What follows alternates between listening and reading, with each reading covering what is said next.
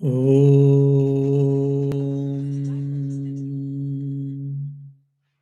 Namo Bhagavate Ramakrishnaaya Yasya Viryena Krutino Vayam Cha Bhuvanani Cha Ramakrishnam Sada Vande Sharvam Swatantram Ishwaram. My constant salutations to Sri Ramakrishna, who is ever free, the Ishvara, the Shiva form, by whose power we and the whole world are blessed. Om, peace, peace, peace. Dear devotees, this is the part of Sri Ramakrishna's Divine Play lecture series. And the part 1 we have finished. Now, part 2, volume 4, chapter 1, we are starting.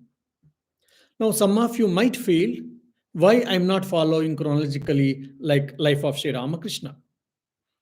I think in one of my earlier talks, I told you very clearly that however Swami Shardananji has written the the articles or the biography of Sri Ramakrishna, in the same way I'm trying to do. So first he did like part 2, part 3, part 4, like that. So whatever the sequence Swami Shardananji followed while writing the biography or the philosophical interpretation of Sri Ramakrishna's life and teachings, I am following it now.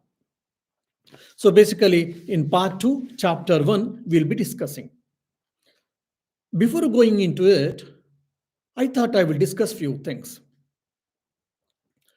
Sri Ramakrishna was the searchlight of the Vedanta in the modern times. Or rather, who is Sri Ramakrishna? If you ask, his foremost disciple, Swami Vivekananda, who taught Vedanta, the non-dualistic school of philosophy, the Advaita Vedanta in the West, and the Advaita Vedanta got the recognition at the world stage. He describes Sri Ramakrishna in 2 words. What are those 2 words? Spiritual laboratory. Sri Ramakrishna has been described by his foremost disciple, Swami Vivekananda, as spiritual laboratory. What does it mean? Well, we have heard physics laboratory, chemistry laboratory, or biological laboratory, we have heard. Now, maths laboratory has come, language laboratory has come. So, where we make research, we make experiments. Now, Sri Ramakrishna has been addressed or has been called a spiritual laboratory. Means Sri Ramakrishna's life or Sri Ramakrishna made a lot of experiments on spirituality.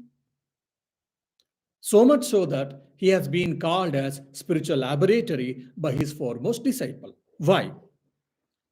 In November 1894, Swami Vivekananda, when he was staying in United States of America, he writes a letter to one of his disciples. There he writes, quote, "The life of Sri Ramakrishna was an extraordinary searchlight under whose illumination one is able to really understand the whole scope of Hindu religion. He was the object lesson of all the theoretical knowledge given in the Shastras or the scriptures. He showed by his life what the Rishis and the Avataras, that is incarnation, really want to teach. The books were theories, he was the realization. This man had in 50 years lived the 5,000 years of national spiritual life and so raised himself to be an object lesson for future generations." Now, Swami Vivekananda is telling very clearly, Sri Ramakrishna is the realization. He is not theory, he is a real man of realization. And the 5,000 years, whatever the Indians, thousands of saints, spiritual personalities, the monks, the mendicants, rishis, whatever they led, they practiced and they found out the truth. Everything has been practiced by one person in one life, that is Sri Ramakrishna. That's why Sri Ramakrishna has been addressed or has been called by his foremost disciple as spiritual laboratory. He also says, Sri Ramakrishna, who incarnated and experienced and taught this wonderful unity which underlies everything, having discovered it alike in Hinduism, Islam, and Christianity. He is the living commentary on the Vedas, Vedanta, Bhagavad Gita, and whatnot. So, Sri Ramakrishna's life is a running commentary or living commentary on Advaita Vedanta or on the Upanishads or on the Vedas. Swami Vivekananda says, how it is, why it is. Oh, is it an emotional statement? Because he is his guru, so he has got a faith, he has got a respect, and maybe emotional statement? No. We all know that Swami Vivekananda is not of that nature. Then what made him to say this statement?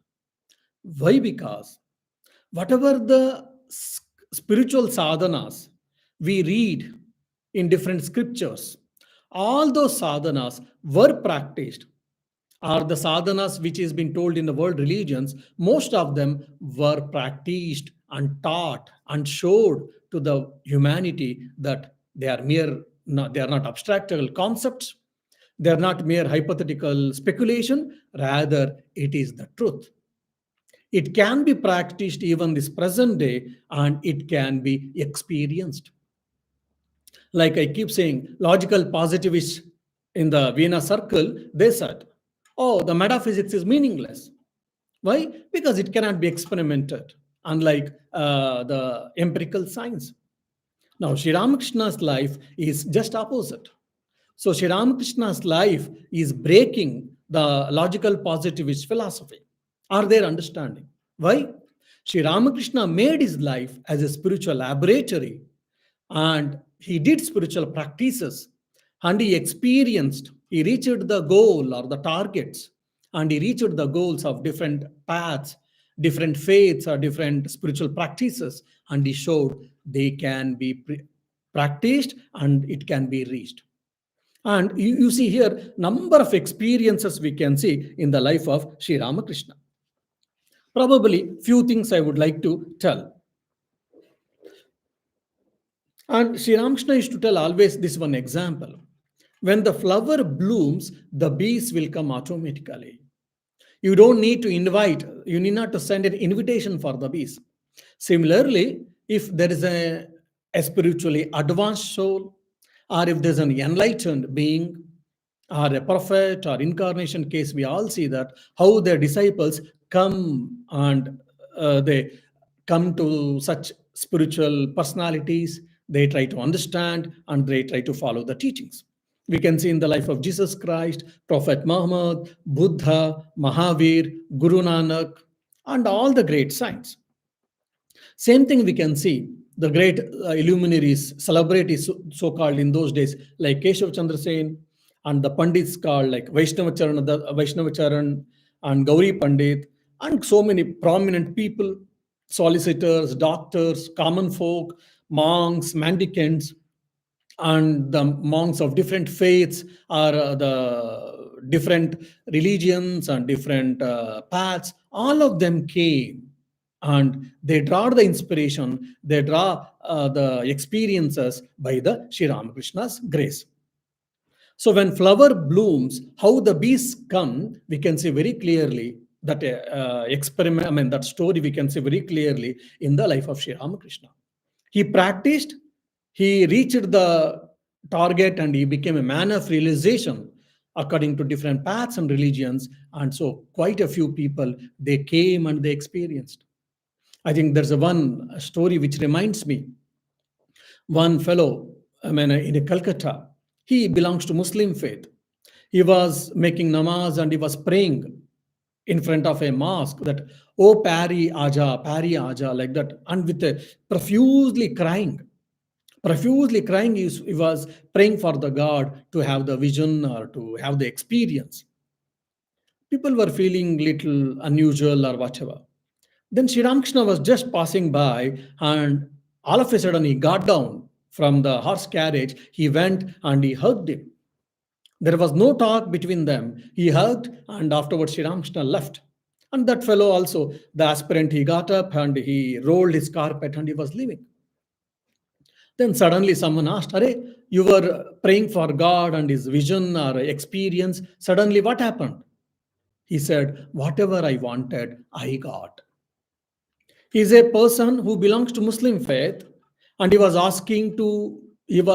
praying to God for the experience, divine experience, Sri Ramakrishna's hug, Sri Ramakrishna's divine touch. It made him to experience in his faith, in his path. Like that, innumerable people of different religions and different faiths, they got the truth or the experience of the divinity. Why? Sri Ramakrishna himself practiced all these things. First 4 years he practiced and he had a vision of Mother Kali. So, like this 12 years, intensely he practiced different things. Probably, if you remember my earlier class, with the guidance of Bhairavi Brahmini, 64 tantras, 64 tantric sadhanas has been practiced by Sri Ramakrishna.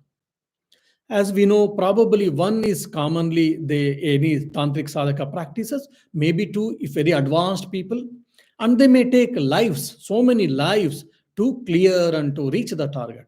But in Sri Ramakrishna's case, just in 2 or 3 days, he used to finish all his sadhanas.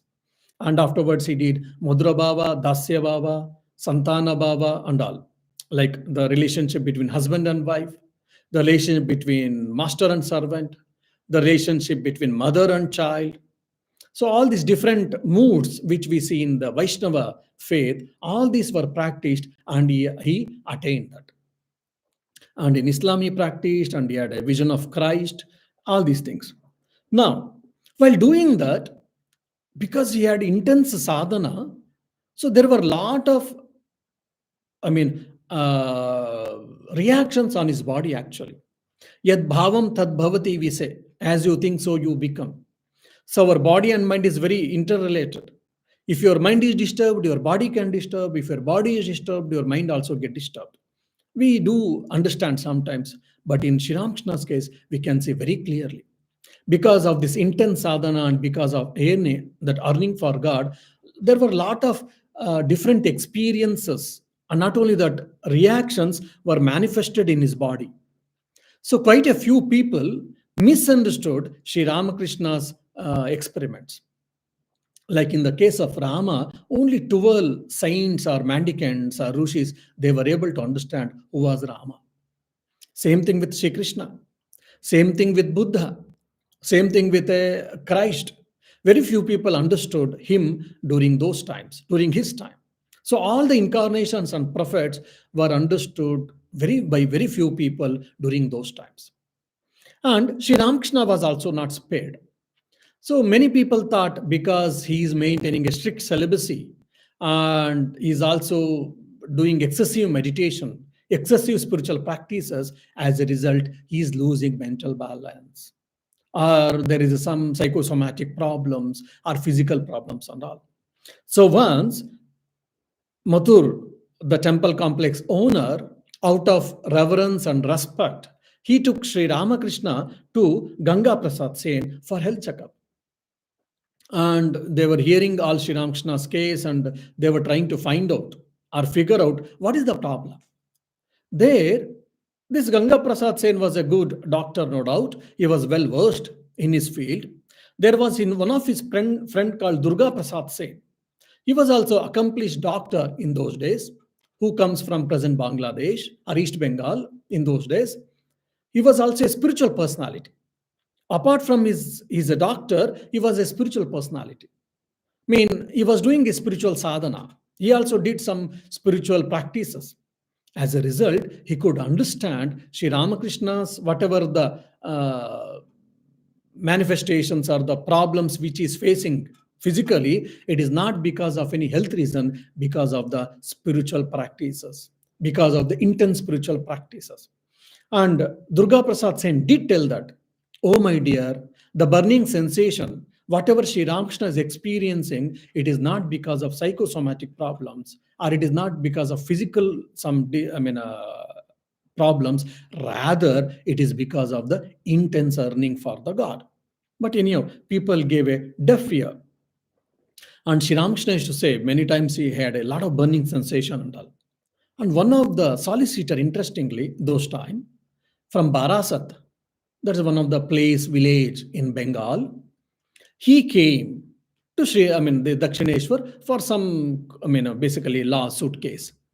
Then when he met Sri Ramakrishna and when he heard Sri Ramakrishna's this problem of burning sensation on his body, interestingly he told, "Oh, this is because of your intense meditation and intense earning for God. Because of that, it has happened." Okay, what is the solution? He said, "You try to write the mantram in the either silver or the gold, maybe, or the what do you say, bronze sheet, thin sheet. You write the mantra and roll it, and it is called yantra. In the like a bangle, like you insert in that, then you use it as an armlet. Then this burning sensation will go." Yeah, sorry. People may feel, "Oh, how can the burning sensation which is manifested on the body and using the armlet which contains the Ishta mantra, the sacred mantra, how it can go?" Sri Ramakrishna heard and he said, "Okay, since I have tried many things, let me try this."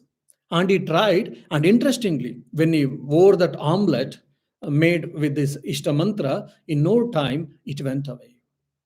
So, this type of different spiritual experiences we read, we study in the life of saints.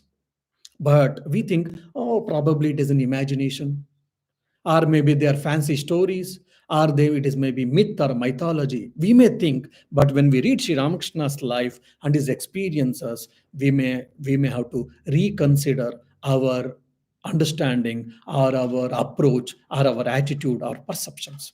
This is one example I'm giving you. And when he was practicing Dasya Bhava, that is the relationship between master and servant.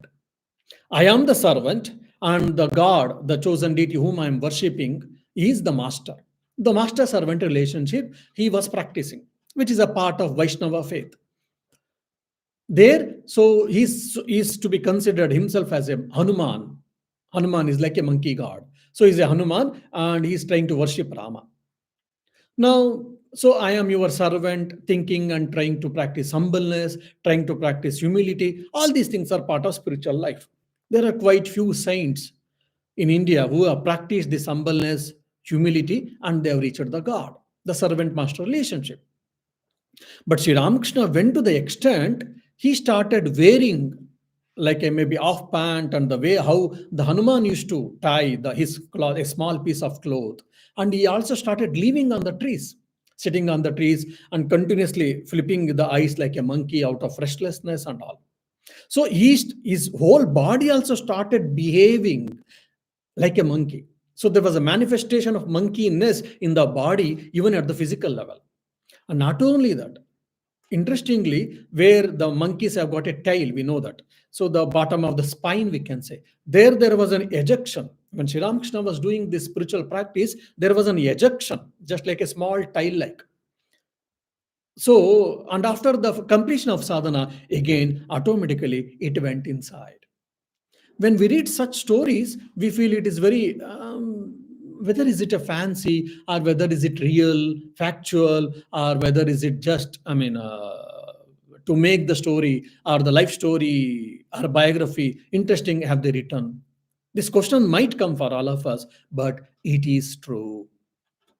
And in Madhura Bhava is I am the wife and the God is husband, like Mirabai in the west part of India, Akkamahadevi in the southern part of India, and also in Christians, nuns and all, they think that they are the wives of the Christ. That's how they take the vow. So there are so many women saints in India who have practiced this this sadhana. They are thinking that they are the wives of the Lord and they try to worship the God. And Sri Ramakrishna, when he was practicing this, he also used to dress himself as a woman and used to behave like a woman. How much ever I try, for example, if I wrap myself as a woman, the dress of the lady's dress, and I started behaving, it will be very awkward. Most of us, we can't do it. If we are very good actors, we may be to a certain extent. And in Sri Ramakrishna's case, it was so natural, even the close people were unable to understand is Sri Ramakrishna. I mean, it should be so natural. So the external manifestation was so natural, and not only that, and he used to behave really that he's a maid or is the maid servant of the Lord, and she's worshipping the Lord. She's trying to experience the Lord in that form. Okay. Now, there was a Bhairava Murti, a small idol in front of Dakshineshwar, a temple complex, or in the prayer hall, you can say, not mandir, they say. Sri Ramakrishna says, so when he used to, he himself says, I will tell his own experience, it is very interesting. Quote, I used to show to my mind the image of Bhairava in meditation on the parapet of the roof of the music hall and say to it, you must be firm and motionless like it and meditate on Mother's lotus feet. No sooner had I sat down for meditation than I heard clattering sounds produced in the joints of my body and limbs from the direction of the legs upwards, and they got locked one after another as if someone from within turned the keys. As long as I meditated, I had no power to move my body and change my posture even slightly, or give up meditation and go elsewhere or do anything else at will. I was, as if it were, forcibly made to sit in the same posture as long as the joints did not make clattering sounds as before and were unlocked, this time from the direction to the head to the legs. When I sat and meditated, I had, in the beginning, the vision of particles of light, like groups of fireflies. I saw sometimes all quarters covered with masses of mist like light, and at other times, I perceived that all things were pervaded by bright waves of light like molten silver. I saw these things sometimes with my eyes shut and sometimes with my eyes open. I did not understand what I saw, nor did I know whether it was good or bad to have such visions. I therefore prayed to Mother with a troubled heart. I don't understand, Mother, what is happening to me. I do not know mantras, etc., by which to call you. Please teach me personally what may enable to me realize you. Now you see, there are interesting things. One is he's praying to Bhairava Murti, the idol, and he's telling, oh, just like it is sitting firm, so you also should sit a firmness, like asana siddhi, we say. So when we sit for meditation, we shake our body, so we are not concentrated and all. So he's asking his mind, he's giving instructions to his mind to sit straight without shakiness. Even we may also do that while practicing meditation, isn't it? But we may do it, we may give instructions, oh mind, please sit, oh body, please try to sit straight. Oh mind, please do not travel here and there. Don't be restless. Let me concentrate. Let me meditate. While telling itself, my mind might have gone somewhere. I might change my leg posture if I'm squatting and all. But in his case, okay, some accomplished spiritual personalities or aspirants, they're able to practice concentration for a good amount of time. We all know that. Who has got asana siddhi, who can sit at a place for a long time without shaking the body. People know, yogis, we know in the life of yogis. But in his case, he has prayed and he sat, and from the bottom leg to the head, every joint is getting automatically locked as if he cannot shake. Even if he wish, he cannot shake his like a hand or a leg or a trunk portion. So which is very rare indeed, which we have not heard anywhere. And after till so he sat, he thought for he will sit for meditation for 1 hour, 2 hours, 3 hours, 4 hours, whatever. Till then it was to be the same. Then after the meditation, slowly from again head to the toe, the every joint is to get unlocked and is to hear that sound. Then he was able to get up and is to go, it seems. So this is at the level of physical level, you can say. And not only that, used to see the what you say wave, the light particles, light in the form of waves and whatnot. So he used to have a different type of spiritual experiences in the meditation. So many times, if we advance in our spiritual life, and especially in the Vibhuti Pada, in the Patanjali Yoga Sutra, there are different things has been explained. And in the different scriptures or the life of saints, we do hear.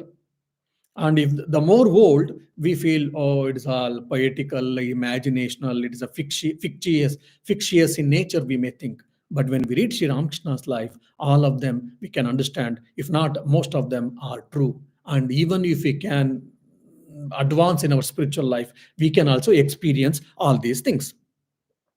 And interestingly, uh, Papa Purusha, the concept of Papa Purusha is there in the worship, and especially in the Tantra worship. That is in the West Bengal tradition. This Papa Purusha concept is very much intact. When we sit for meditation before puja, we see that there is a mantra and we utter, and they're saying that in the left rib portion, the below rib of the left side, there is a Papa Purusha, the sinner, who is very black, dark complexion. His eyes are very reddish in the nature, and is the embodiment of sin, embodiment of all the bad activities or whatever. So we remember, we meditate, we try to feel about him, and we try to burn him, we try to destroy him, so that I will become pure, I will become free from all the sins and etc. So when we utter the mantras and when we try to meditate on this, it is an imagination for us. Many of us, we might not be able to understand. Even if you understand, we might not be able to imagine. If you imagine, it is only imagination, it may not be factual for us. But in Sri Ramakrishna's case, it was factual. His own experience says that when he was meditating like this, in few days, he had the experience that there was a person who was of dark complexion with a red-blooded eye, who was very ferocious in nature. He came out, and he was chased by a person who was wearing akar robes, wearing akar robe, holding the trident, Trishula, and he used to chase him and he used to kill him. So he killed him. So by that Papa Purusha was destroyed in Sri Ramakrishna's body. So when we do worship, when this hear mantras about all these things, we think, oh, it is a part of ritual. We shall try to do it. But it is not just imagination. It is not a part of ritual. It is a fact. Why? Sri Ramakrishna's experience shows that. I think one more example I can tell, when Sri Ramakrishna worshipping, there is a one more ritual called Ram. Ram is the sacred syllable for the Agni, fire. So using the Ram, we put a water circle in and around us, the priest, the worshipper, thinking that there is a fire of circle in and around me, so that no spirits or disturbing things will disturb me while doing puja. Now, while uttering a ram, we will draw a circle. We use the water and we draw the circle. Now, it is a part of just rituals for us. People are saying, oh, just is drawing a circle by using the water. People may say. I also say, oh, why do you do? It is a part of ritual. But when Sri Ramakrishna, when he use the word Ram, that Agni mantra, that the sacred syllable with pertaining to Agni, the fire, and is to draw the circle, is to see literally a circle of fire, so that no one can enter inside. No spirit can enter inside, so he will not be disturbed in the worship. So he had that, transcendental experience. And not only that, like we in the worship, we use Anganyasa, Karanyasa, and all. So Nyasa means consecration. We use different mantras, syllables, and we do the rituals. Again, for us, it is a ritual. But when you used to utter the syllables and when you used to do the Anganyasa, Karanyasa part of ritual, and you used to see the golden letters, alphabets in his body, it seems. So all these things shows very clearly, whatever we read in our scriptures, it is true. It is not mere imagination. It is not mere thinking, or it is not mere hypothetical thinking, whatever. Okay. And once Sri Ramakrishna had severe appetite. So much so that even if he eats 2, 3, 4 times of food, of people's food, I mean, like 3 or 4 people, how much they consume food, good, well-built personalities. Even so much food, if he takes, his appetite is not quenched. And he was getting terribly appetite and all. People started feeling, he has got a weak stomach. How is it so? Why is it so? They say that even, for example, he went to, I mean, in Dakshineshwar itself, once late at night, every food is over, everyone has finished their food, and everyone has gone to sleep. Sri Ramakrishna went to Nahabat. Nahabat is a small place where Holy Mother Sharda Devi, the spiritual consort of Sri Ramakrishna, used to live. And he went and he knocked at the door. Then they opened the door and said, "Look, I'm feeling hungry. Terribly, I'm hungry. Can you feed me?" Everything is over. The cook, whatever they cook, they finish and they cook. I mean, whatever the cooked food was, there, everything is done. Because of course we in West we cook and we keep in a refrigerator, and afterwards we heat and eat. And if not, there is a lot of processed food also with us. But in India, it is not so. Now things are coming there also. But in the earlier days, we whatever is cooked freshly, eat and finish it off, and no remaining food. And every day, fresh food we used to eat. That is the tradition and culture there. So when Sri Ramakrishna asked, Holy Mother started cooking in the late night, and some pudding she prepared, and in a good amount of a large quantity of food was prepared, and it was taken. And when it was given to Sri Ramakrishna, and interestingly, a lady devotee who took this the rice pudding, she tell beautifully her own experience. The master was pacing in an ecstatic mood, and Ramlal was seated nearby.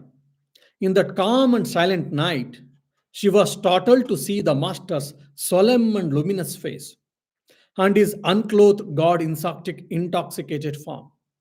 His large eyes, before which the whole universe merged into and emerged from samadhi at will, focused inward.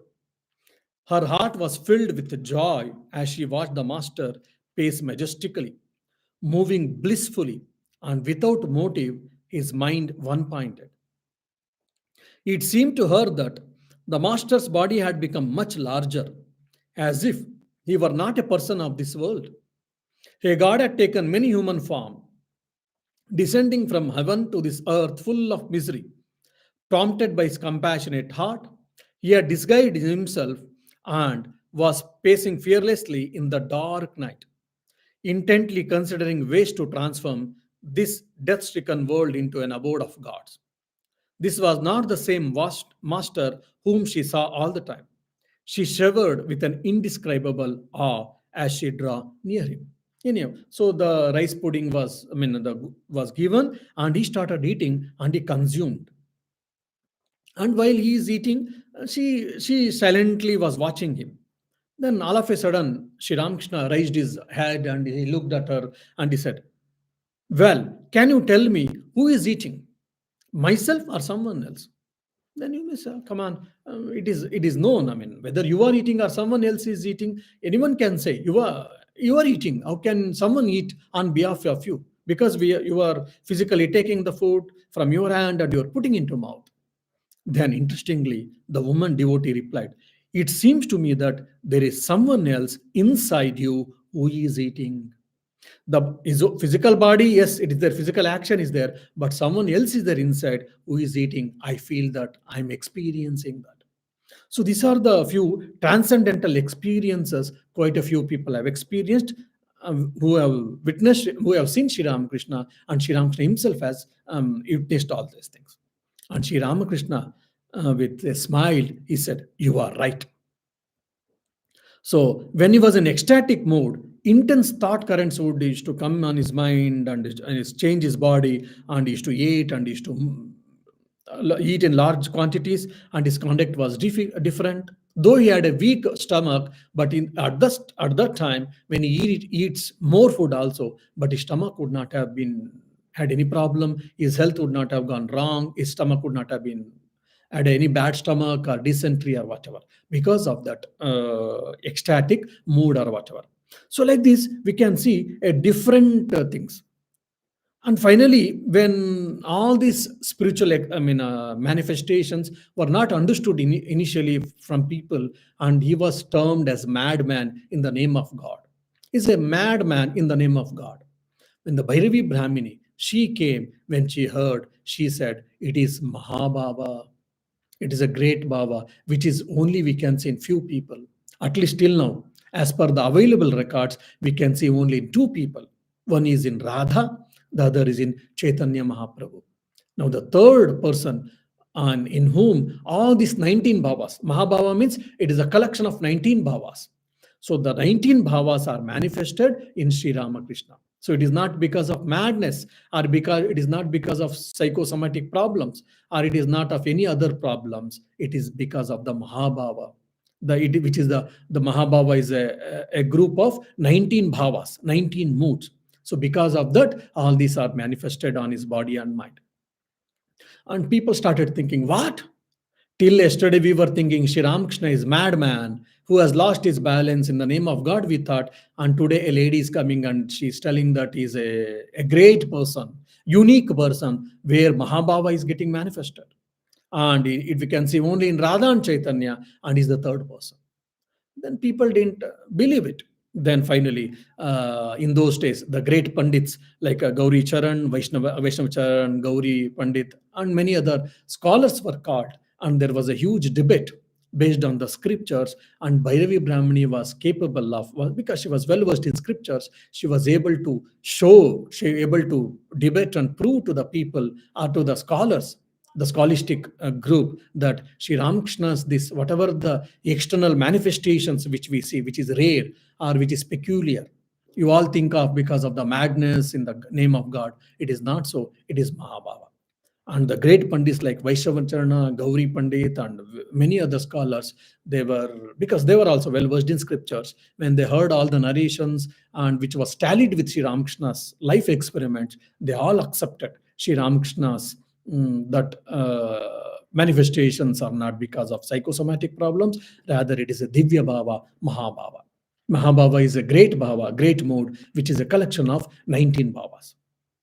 So generally, in a common person, in a one or two bhavas, in the great science, one or two bhavas we can see to some extent or to the full extent. But 19 moods, 19 great spiritual moods were manifested in Sri Ramakrishna. So it is not possible for any common person, only for the God incarnate. Only for God incarnate, this is possible according to the scriptures. That's how the Sri Ramakrishna, who was considered as imbalanced mind or a madman in the name of God, now he was known as, he was addressed as the person of great caliber, is a great spiritual illuminary, and not only that, he is the God incarnate, Avatara Purusha. That was also well established by Bhairavi Brahmini, not only just logic, not just because of our articulation, but rather based on the scriptures. People accepted, and probably next class we will try to discuss how this Vaishnavacharan and Gauri Pandit and few other scholars and the monks and the mendicants, how they got influenced or how they got spiritual benefit from Sri Ramakrishna. So when we read all these stories and when we hear all these stories, so we should understand that the God is experienceable even today. If you can meditate, if you lead a life of purity, if you lead a life of contemplation, whatever the spiritual disciplines has been laid out in the scriptures, or from the life and saints of teacher, whatever we understand, if we sincerely practice, even today we can experience the God, we can experience the divine, we can experience the consciousness. That's the thing which we can understand. So this Mahabhava. Even Sri Ramakrishna himself said, like, when he used to started worshipping Mother, earlier it was a stone, it was an idol for him, but in slowly, the idol got transformed into the living God. So how just a simple act called worship has translated into a sacred action to, secular action into sacred action, or the work as worship, we say that by that how he could realize and experience the Divine Mother Kali. So may Sri Ramakrishna bless us so that we will also try to practice the spiritual practices and experience the God in our day-to-day life, or experience the divine, supreme self or consciousness. We shall experience and we shall lead the life of peace and contentment. Om Shanti Shanti Shanti. Hari Om Tat Sat. Shri Ramakrishna Arpanamastu.